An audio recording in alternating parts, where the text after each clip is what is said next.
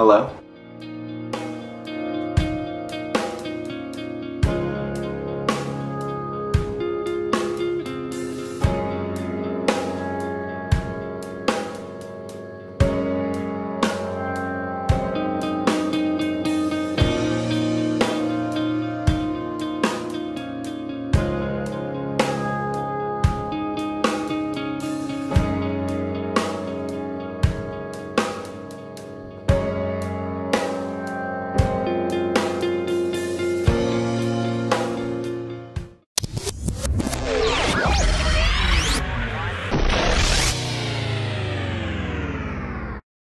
Y vamos a orar, por supuesto, toda esta semana les voy a pedir que nos unamos en oración a las 10 de la noche. Usted puede orar a la hora que usted quiera, Dios oye las oraciones a todo momento. Pero si nos acordamos, usted lo puede poner en su teléfono, en su agenda, para que a las 10 de la noche estemos orando todos los días esta semana por el culto, los cultos del próximo domingo, por las personas que van a venir, y para que cumplamos la meta de ser el domingo que mayor número de personas este año participen en nuestros cultos. Amén. ¿Todo el mundo va a orar y trabajar por eso? Vamos a invitar, y por supuesto usted va a venir ese día, ¿verdad? Porque mañana fuera, que usted invite a alguien y usted no venga. ¿Qué le parece si lo ponemos de pie entonces? Y buscamos en nuestras Biblias la palabra de Dios que se encuentra en Primera de Reyes, capítulo 19, versículos 19 al 21.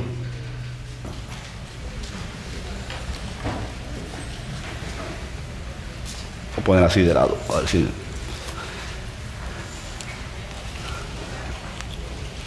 Y cuando lo encuentren, digan amén.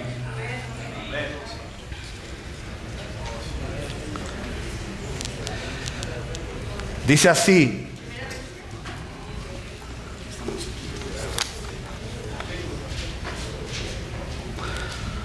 ok, si usted tiene un Jeep Laredo, placa YRA75E, dejó las luces encendidas, y si no la apaga, no se va a ir para la casa hoy.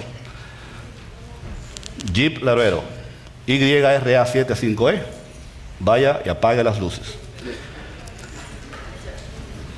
La escritura dice así: partiendo él de allí, está hablando de Elías, halló a Eliseo, hijo de Safat, que araba con 12 yuntas delante de sí, y él tenía la última. Y pasando Elías por delante de él, echó sobre él su manto. Entonces, dejando él los bueyes, vino corriendo en pos de Elías y dijo: te ruego que me dejes besar a mi padre y a mi madre, y luego te seguiré. Y él le dijo: ve, vuelve, ¿qué he hecho yo? Y se volvió y tomó un par de bueyes y los mató, y con el arado de los bueyes coció la carne y la dio al pueblo para que comiesen. Después se levantó y fue tras Elías y le servía. Pueden tomar asiento. El Señor añada bendición a su palabra. Padre, te damos gracias en esta mañana por tu palabra, por el privilegio que tú nos concedes de estar en este lugar para rendirte culto a ti y escuchar tu palabra. Bendice a cada uno de los que estamos aquí hoy, a los oyentes, a los que no pudieron llegar, que tu palabra haga el trabajo y la obra que debe hacer en cada uno de nuestros corazones. Que tú nos hables individualmente a cada uno, en el nombre de Jesús. Amén. Probablemente usted ya conoce la historia que la Biblia nos cuenta acerca de los personajes Elías y Eliseo. Dos personajes interesantísimos en el mundo del Antiguo Testamento, profetas de Dios, siervos de Dios, a quien Dios utilizó de manera poderosa para cumplir el trabajo que Dios quiso cumplir en el tiempo en que ellos vivieron en el pueblo de Israel. Si ustedes recuerdan la vida de Elías, Elías fue probablemente, si no uno de los más importantes profetas en el pueblo de Israel, a quien no solamente fue uno de los únicos dos personajes en la Biblia que tuvieron el privilegio de no ver la muerte física, y que se profetiza también y se cree que será uno de los dos testigos que vendrá en los últimos tiempos, pero aparte de todas esas cosas, Elías hizo grandes milagros, predijo una sequía en Israel, multiplicó el aceite y la harina de la viuda de Sarepta.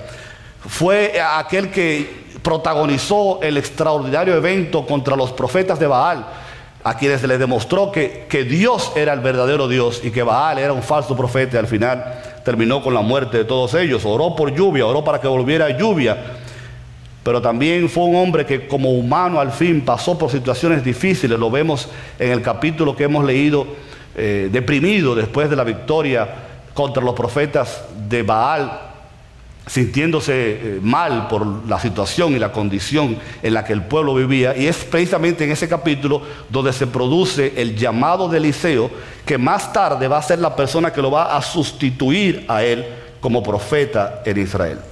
No sabemos mucho acerca de Eliseo. Sabemos de dónde era, quiénes eran sus padres. Sabemos que era calvo, porque se burlaron de él unos muchachos en un momento y pagaron con creces al haberse burlado. No que tenga nada de malo ser calvo, pero la Biblia lo dice. Fue un profeta que vivió más o menos entre el 850 y el 800 antes de Jesucristo, y es el hombre cuyo nombre en hebreo, Elishua, significa Dios es el que salva. Y el llamado de Eliseo y su trabajo, el papel que él jugaría en el pueblo de Israel, también sería de una importancia extrema, porque entre otras cosas él también sería usado con Dios con poder para hacer milagros, multiplicar el aceite de la viuda, resucitar al hijo de la tsunamita, sanar al leproso Naamán, ¿se acuerda? El sirio. Cegar todo un ejército sirio que fue a atacarlo, y al final de su vida, aún después de muerto, cuenta un pasaje de la Biblia que cuando un muerto se cayó y tocó los huesos de él, el muerto resucitó. Todas estas cosas son interesantísimas e importantes, pero en esta mañana queremos concentrarnos en el pasaje que hemos leído, donde se produce el llamamiento de Dios a través de Elías para que Eliseo respondiera al llamado de Dios y viniera a servir a Dios en la capacidad en que Dios había planeado. Hemos titulado este mensaje en el día de hoy, Quemando el pasado para encender el futuro. Porque cuando usted lee la historia que está por delante de nosotros, recuerda que lo que estaba pasando allí es que este hombre, Eliseo, que probablemente era un hombre rico, pudiente, que tenía 12 juntas de bueyes, estaba trabajando en el campo. No sabemos qué edad tenía, pero era un hombre probablemente fuerte, vigoroso, con propiedades. Estaba en la parte de atrás, en el último de los bueyes, arando. Elías, a quien probablemente Dios ya había instruido para que buscase a aquel que le sustituiría en el trabajo de profeta, pasa por delante de Eliseo y le extiende su manto. Esa era una manera en que los profetas acostumbraban a llamar a sus discípulos. Era la manera en que se le ofrecía el privilegio de venir y formar parte de la escuela, del equipo de trabajo de los profetas, para poder ellos entonces encaminarse en esa misma dirección. Y dice la Biblia, ustedes vieron conmigo, lo acabamos de leer, que inmediatamente Eliseo reconoció el gesto de Elías al extenderle su manto, y sabiendo que Dios lo llamaba, porque fíjense ustedes que un dato interesante, cuando él le pide permiso para ir a despedirse de su familia, Elías le dice: ¿por qué tú hablas conmigo? ¿Acaso la interpretación es, acaso soy yo el que te está llamando? ¿Acaso tú tienes que darme explicaciones a mí? En otras palabras, haz lo que tienes que hacer, dale explicaciones a Dios, resuelve con Dios, porque quien te está llamando es Dios, no soy yo. Esa es la implicación del pasaje cuando le dice: ¿y lo que tienes que ver conmigo? O sea, yo sencillamente te he extendido el manto, te he hecho una invitación, pero el llamado viene de Dios. Y si bien no es parte del mensaje en esta mañana, es lo mismo que sucede en el contexto de la iglesia. Nosotros venimos aquí, el liderazgo de la iglesia, el pastor, el SLT, los ancianos, y le decimos: hermano, necesitamos a alguien que sirva en el ministerio de los niños, necesitamos a alguien que sirva con los jóvenes, con los matrimonios, con los adultos, con la evangelización. Pero no somos nosotros quienes te estamos llamando, es Dios. Amén. No es el pastor que te está invitando a servir, no es el SLT que te está pidiendo que trabajes, no son los ancianos los que vamos a poner las condiciones, ni los que vamos a bregar contigo. Es Dios quien te está extendiendo el llamado. Por eso Elías le dice a Eliseo: no vengas a hablar conmigo, haz lo que tienes que hacer y dale cuentas a Dios. De la misma manera, usted y yo un día le vamos a dar cuenta no a los ancianos, no al pastor, no al liderazgo de la iglesia, no es a Lincoln Park. Usted y yo le vamos a dar cuentas a Dios de nuestro llamado. Usted y yo le vamos a dar cuenta a Dios de nuestra vida. Usted y yo le vamos a tener que rendir cuentas al Señor Todopoderoso, que a través de la iglesia, a través del ministerio de Jacksonville, a través de cualquier situación que se presentó, fue quien te llamó a salvación primero y después al servicio. Y tú tienes que entender que tu trabajo, tu llamado, tu servicio, tiene que ser hecho para agradar y servir a Dios que te llamó, no a los hombres. Y que a Él es a quien nosotros le rendimos cuentas. Dios llama a Eliseo y él inmediatamente responde. Lo único que pide es ir a despedirse de su familia. Dice la Biblia que sacrifica a 2 de los animales, si no me equivoco, los ofrece en holocausto, hace una fiesta, un party allí, un barbecue hicieron esa noche con los bueyes, se los dio a comer a toda su familia, quemó la madera que se usaba para trabajar con los bueyes, la quemó, en ella quemó a los bueyes, los sacrificó y se despidió de su familia y siguió al profeta, y de ahí en adelante comenzaría una nueva vida de servicio en Dios. Una historia súper interesante. Y en esta mañana queremos concentrarnos en 2 aspectos de la misma. 2 aspectos que tienen que ver con el llamado de Dios. Número 1, Dios nos llama a todos nosotros a salvación. Y número 2, Dios llama a todos los salvos al servicio del Señor. Si en esta mañana usted está aquí y todavía usted no ha tenido un encuentro salvador con Jesucristo, yo quiero recordarle 2 o 3 pasajes en la Biblia, en la Escritura, particularmente en el Nuevo Testamento, donde se hace énfasis, se dice claramente, se señala de que Dios está llamando a todos los seres humanos a ser salvos. En Hechos capítulo 17, cuando el apóstol Pablo estaba en Atenas y trataba de traerle el mensaje a los atenienses acerca de la necesidad de convertirse a Dios, acerca de la necesidad de dejar a un lado el paganismo que los tenía invadidos, cuando él les predica a ellos, les dice en el capítulo 17, versículo 30, que Dios, habiendo pasado por alto los tiempos de la ignorancia de los hombres, manda a todos los hombres en todo lugar que se arrepientan. A todos los hombres en todo lugar a que se arrepientan.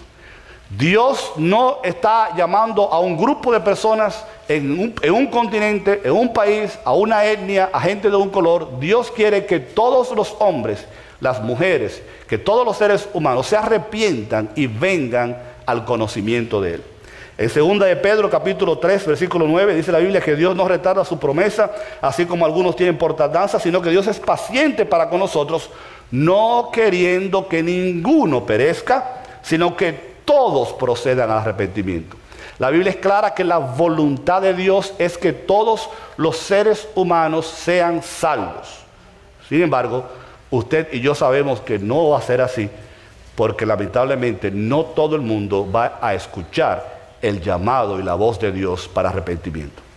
Pero tú que has escuchado el mensaje, tú que sabes lo que la Biblia enseña, tú que conoces y estás oyendo lo que la Biblia dice, Dios te está llamando a ti, si todavía tú no has respondido, para que tú le busques y para que seas salvo. La Biblia dice, buscad a Jehová mientras pueda ser hallado, llamadle en tanto que está cercano, deje el impío su camino y el hombre inicuo su pensamiento y vuelva hacia Jehová, el cual tendrá de él misericordia, y al Dios nuestro, el cual es amplio en perdonar. Finalmente, 1 Timoteo 2, 3 y 4, la Biblia dice, porque esto es bueno y agradable delante de Dios nuestro Salvador, el cual quiere que todos los hombres sean salvos y vengan al conocimiento de la verdad. Otra vez Dios dice, es mi deseo, es mi anhelo que toda la creación, que todos los seres humanos escuchen mi voz, se arrepientan de sus pecados y vengan.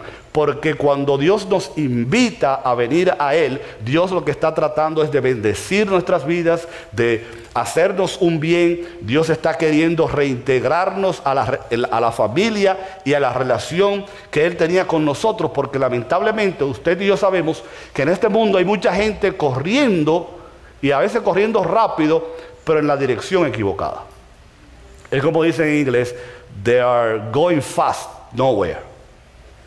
You understand that? Hay una historia en el libro Growing Strong in the Season of Life que Charles Swindoll nos cuenta la historia de un gnóstico en el siglo XIX, el señor llamado Thomas Huxley. Thomas Huxley en el siglo XIX en Irlanda era un gnóstico que no creía ni en la luz eléctrica. Era un evolucionista, enseñaba las teorías de Darwin en la universidad, y un día saliendo de Dublín iba a tomar el tren, y para llegar al tren tomó un taxi de esos, en aquella época eran caballos, ¿no? Caballos y carruaje.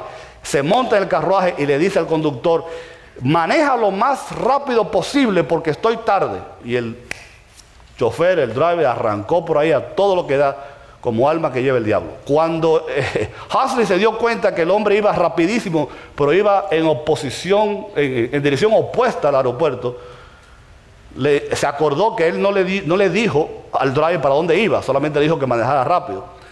Y le pregunta, ¿para dónde usted va? Y dice, yo no sé, pero voy rápido, como usted me dijo. I don't know where I'm going, but I'm driving as fast as I can.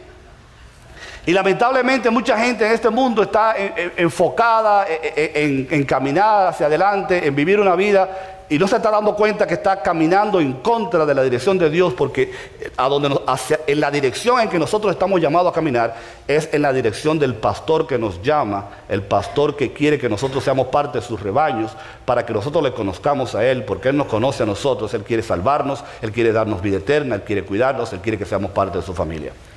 Finalmente, para terminar este punto, hay otra historia que a mí me gusta mucho, que tiene que ver con la salvación, y es el hecho de que la gente a veces no entiende que todos los seres humanos somos una criatura de Dios. Todos nosotros fuimos creados por Dios. Usted y yo no evolucionamos de ningún animal, ni del mono, ni nada de eso. No somos un accidente de la naturaleza. El que quiera creer eso allá afuera es problema de él, pero usted y yo somos criaturas especiales de Dios, que Dios se tomó su tiempo y nos coronó como la cúpula de la creación. Somos criaturas extraordinariamente hermosas, especiales, porque Dios nos creó. El problema es que no todos nosotros somos hijos de Dios, dice la Escritura.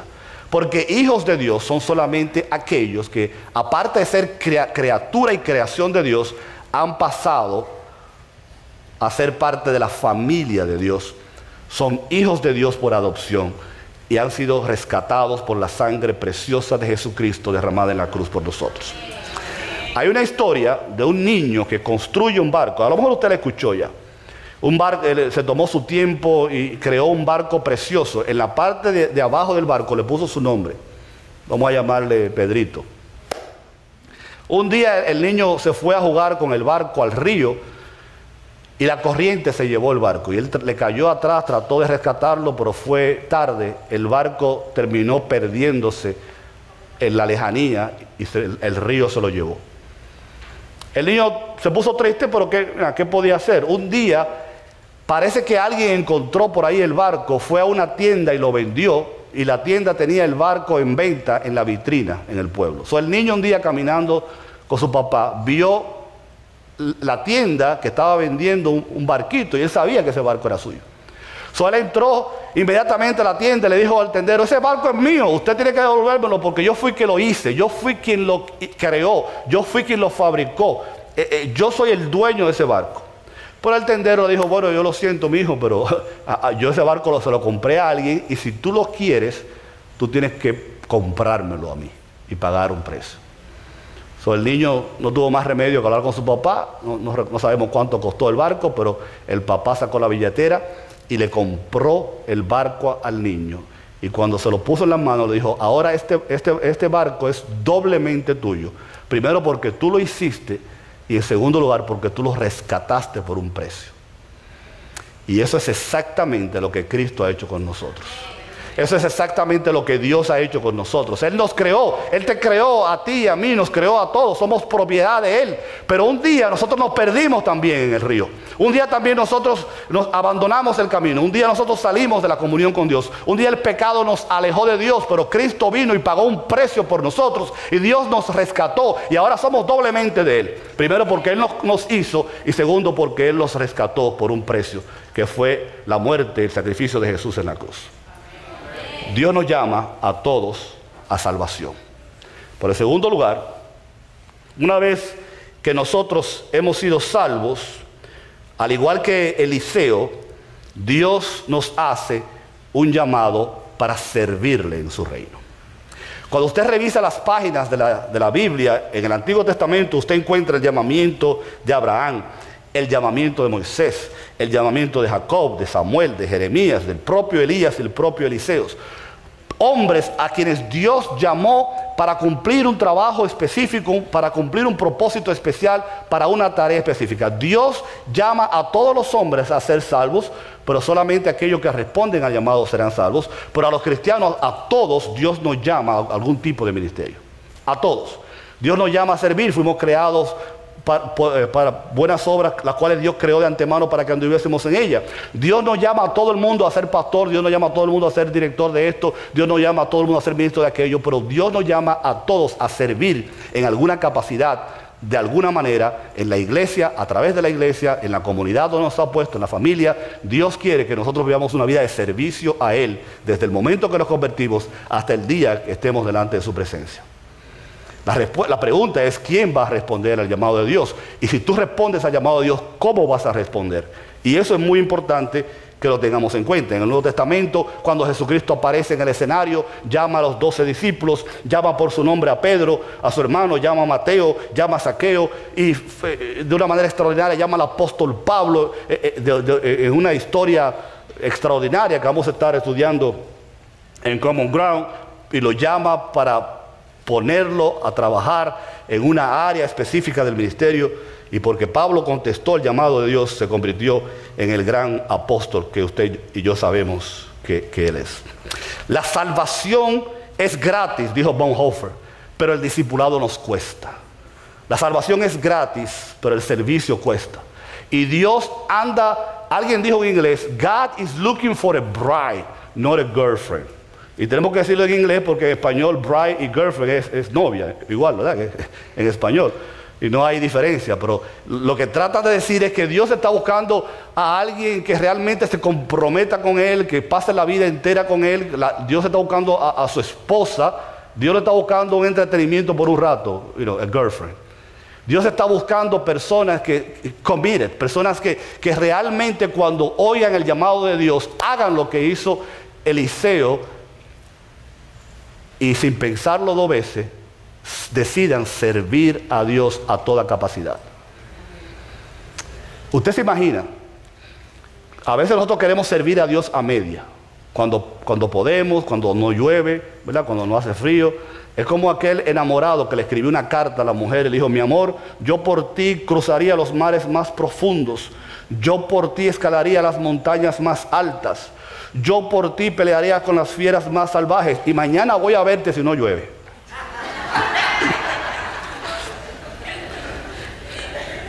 A veces nosotros queremos decirle, Señor, yo por ti doy la vida, yo por ti voy a servirte, pero para la reunión de mañana, si hace frío, yo mejor me quedo en la casa.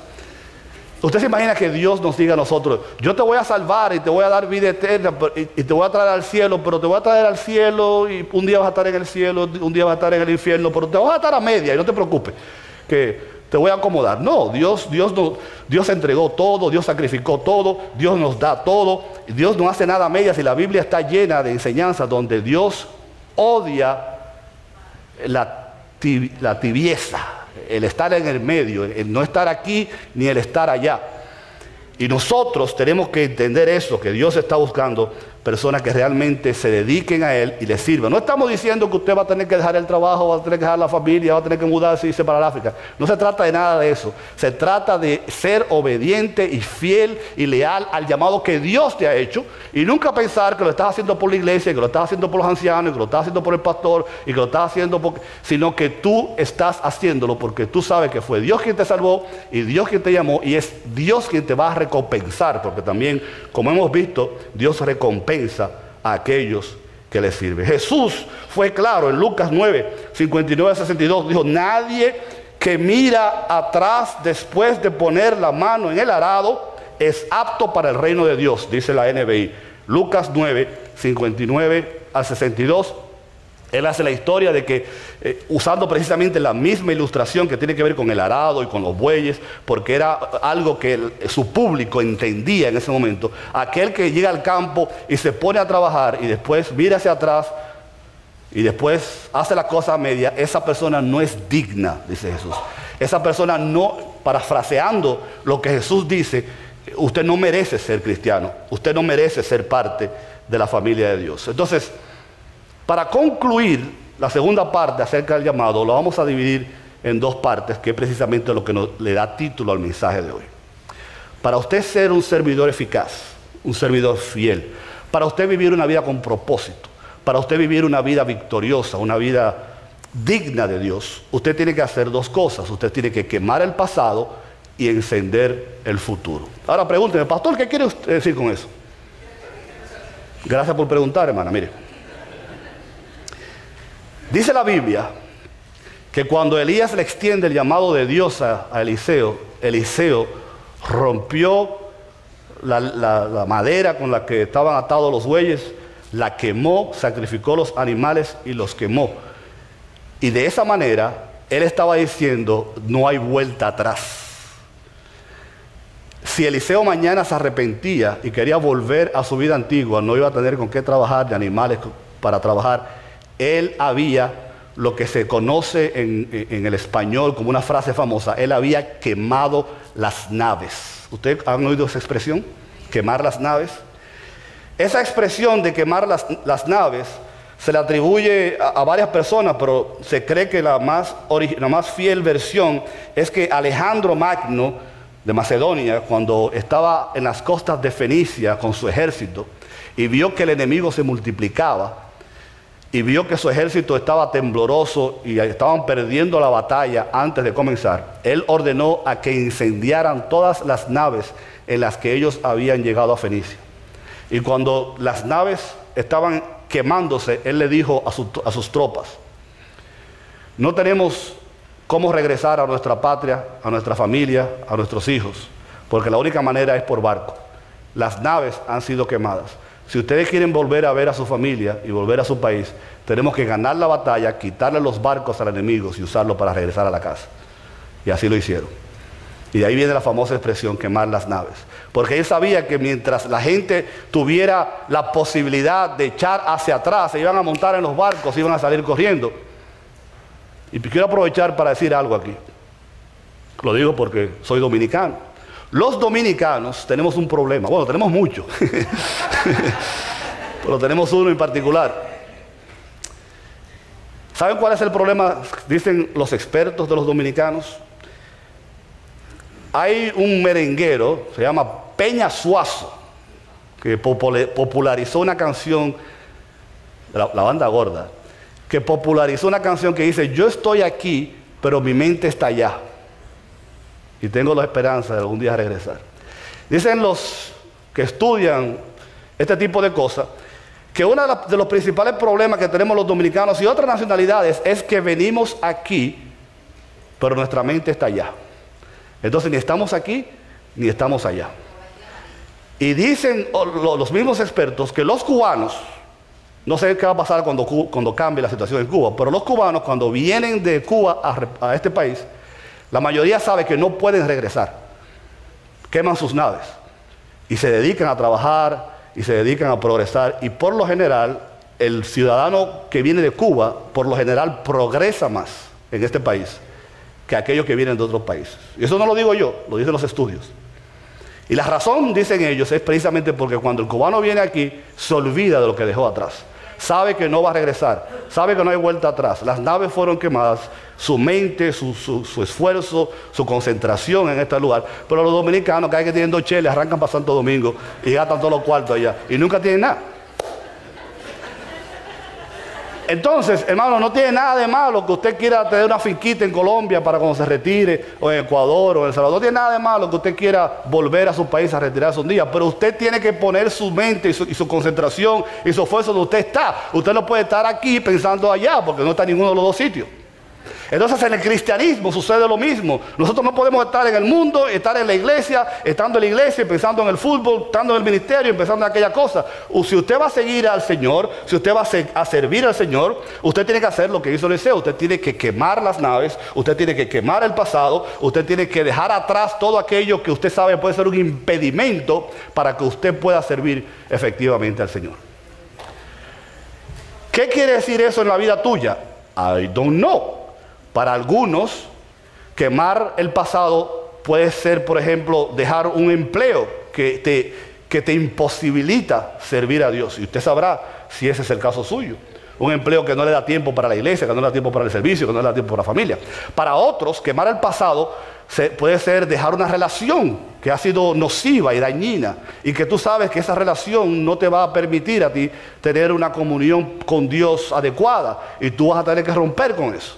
Para otros, quemar el pasado podrá ser que usted debe olvidarse de una vez y para siempre de ese pecado, de esa metida de pata que usted dio, que Dios te perdonó, pero todavía tú vives recordando. Cristo te perdonó de todos tus pecados.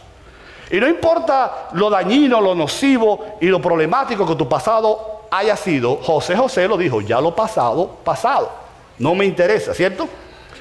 Usted y yo tenemos que aprender mentalmente a hacer un hoyo en el patio de nuestra casa e enterrar allí todas aquellas cosas que están en nuestro pasado, que todavía nos persiguen, que todavía nos molestan, que a veces no nos dejan dormir de noche.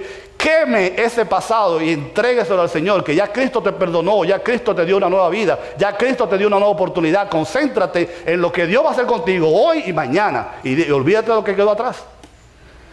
Para otros, quemar el pasado podrá ser perdonar a esa persona que te hirió, que te hizo mal y que todavía tú vives recordándolo y que todavía tú vives trayéndolo a memoria. Si esa persona te hizo daño, lo sentimos mucho. Si sufriste con esa persona, we're sorry, pero eso pasó ya. Dios te perdonó a ti, tú lo perdonas a Él. Y los expertos dicen que cuando usted perdona, el que perdona recibe más beneficio del que es perdonado. Una de las mejores terapias para usted aliviar su vida espiritual es poder perdonar a aquellos que te hirieron en el pasado.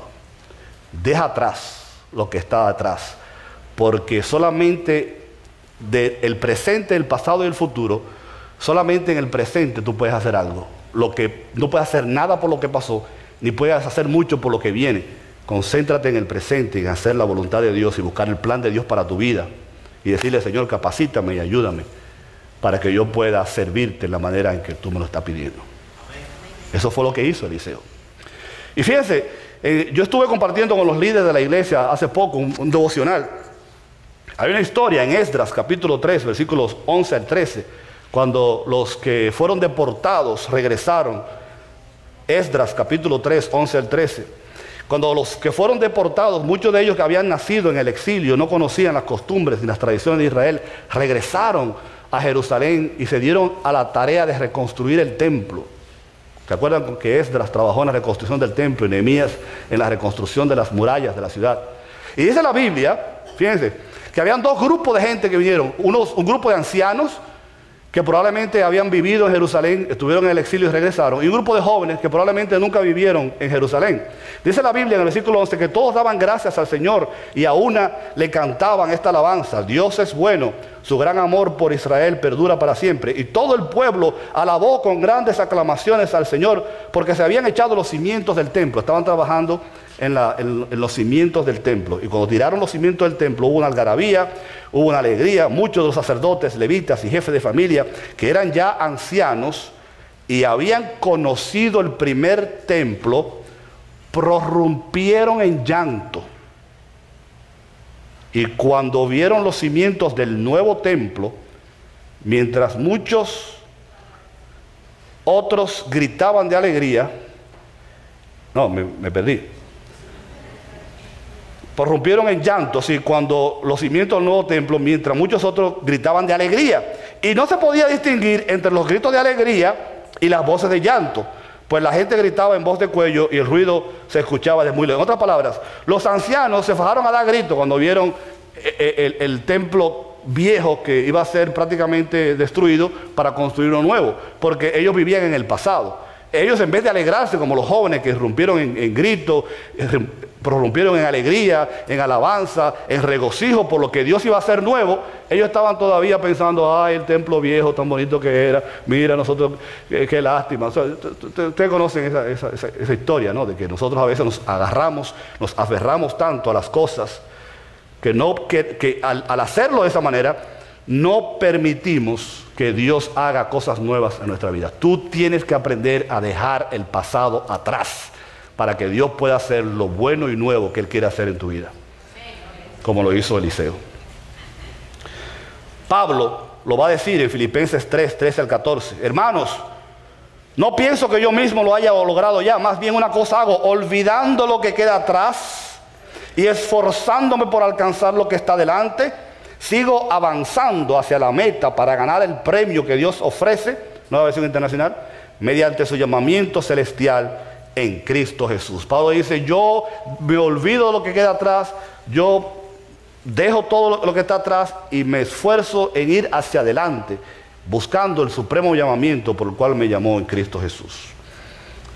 Usted tiene que aprender a quemar el pasado y por supuesto eso lo va a ayudar a usted a encender el futuro. Fíjese que en el pasaje que leímos, en el versículo 21, dice que se volvió Eliseo y tomó un par de bueyes y los mató, y con el arado de los bueyes coció la carne y la dio al pueblo para que comiesen. Después se levantó y fue tras Elías y les servía.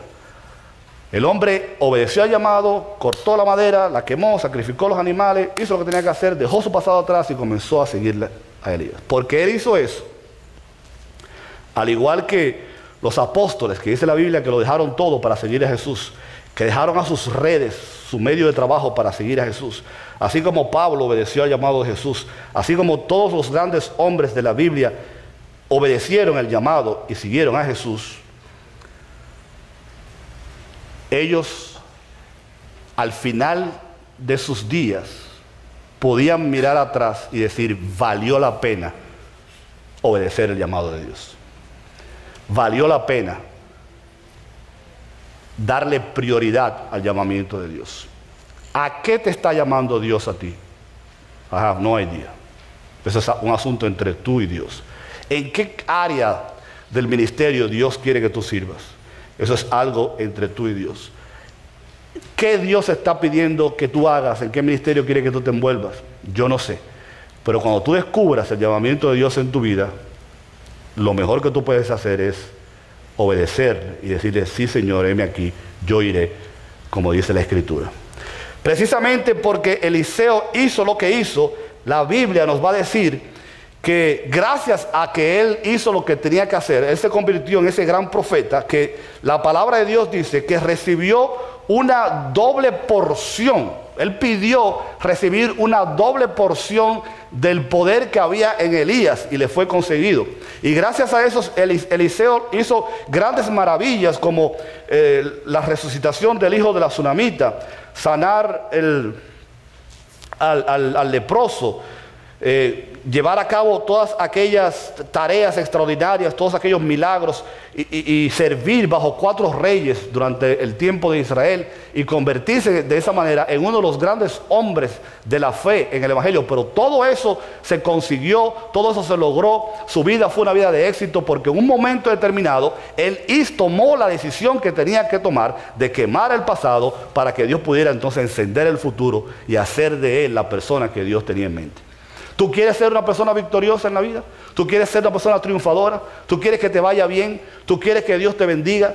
¿Tú quieres ser útil delante de Dios? ¿Tú quieres llegar a ese día en que la Biblia promete que cuando estemos delante de Dios, Él te dé una palmadita en la espalda y te diga, buen siervo y fiel, en lo poco fuiste fiel, en lo mucho te pondré, entra en el gozo de tu Señor? Haz hoy lo que tienes que hacer, lo que Dios te está llamando a hacer. Sírvele sin peros. Dedícate a lo que Dios te está llamando a hacer. Dios no te está diciendo que dejes el trabajo, que renuncies, ¿verdad? Que te vayas, que te mudes para África. No se trata de eso.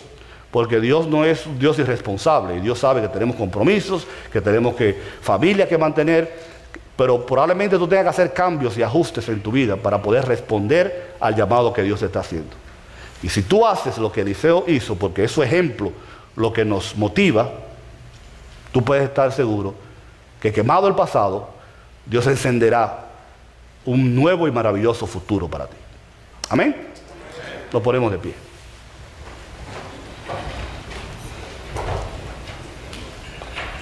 Vamos a cerrar los ojos e inclinar el rostro y hacer la primera invitación, porque dijimos que Dios llama primero a las personas a salvación. Mientras la iglesia ora con los ojos cerrados y el rostro inclinado, habrá alguna persona que Dios, tú sabes que Dios te está llamando y te está diciendo, ven, recíbeme como tu Salvador, porque yo te quiero dar salvación y vida eterna, y quiero no solamente ser tu creador, pero también el dueño de tu vida, porque te he comprado por la sangre de Cristo que se derramó en la cruz. Si tú todavía no has dado ese paso de entregar tu vida a Cristo, hoy lo vas a hacer, tienes la oportunidad de hacerlo. Lo único que necesitas es orar de esta manera: Señor, perdona mis pecados. Yo me entrego a ti en esta mañana. Yo te recibo como mi Señor y mi Salvador. Yo creo que Cristo murió en la cruz por mí, derramó su sangre por mí, resucitó, y por su resurrección yo también resucitaré un día. Entra en mi vida, Señor, en el nombre de Jesús. Si tú has hecho esta oración por primera vez en tu vida en el día de hoy, levanta tu mano. Yo solamente quiero orar por ti. Habrá alguien que levanta su mano y dice, yo me entrego a Cristo. Que Dios te bendiga, hermana. Esta joven ha dicho, yo me entrego a Cristo hoy. Y dice la Biblia que hay gozo en los cielos cuando un pecador se arrepiente. Todos nosotros en algún momento de nuestra vida estuvimos en esa situación, alejados de Dios. Pero Cristo nos llamó a la reconciliación con el Padre a través de su sacrificio. ¿Habrá alguien más que dice, yo levanto mi mano entregándome a Cristo por primera vez? Dios te bendiga, varón. Tenemos otra persona que dice también, yo me entrego a Jesucristo. Y Dios te bendiga. Dice la Biblia que los que vienen a Él, Él no los echa fuera. Y las ovejas que su Padre le dio, nadie las arrebatará de su mano. Aquellos de ustedes que hoy han levantado su mano y han dicho, yo me entrego a Cristo y lo recibo como mi Salvador, la Biblia dice que ustedes reciben vida eterna y que Dios les va a dar una nueva vida y la promesa de una vida eterna en el cielo. Cuando yo salga al final del servicio, aquellos de ustedes que levantaron la mano, por favor, pasen para saludarlos y decirles alguna cosa. Yo voy a orar por ustedes ahora. Padre, bendice estas almas, estas vidas que en el día de hoy han dado el paso de entregarse a ti. Padre, gracias porque ellos también reciben hoy salvación y vida eterna porque Cristo les compró ese derecho. Permite que ellos también puedan de aquí en adelante caminar contigo, Señor, recibir tus bendiciones, servirte en la capacidad en la que tú los llames, y que ellos también puedan ser testimonio al mundo de lo que tú haces en la vida de cada persona que viene a ti. Bendícelos, guárdalos, protégelos en el nombre de Jesús. Y finalmente,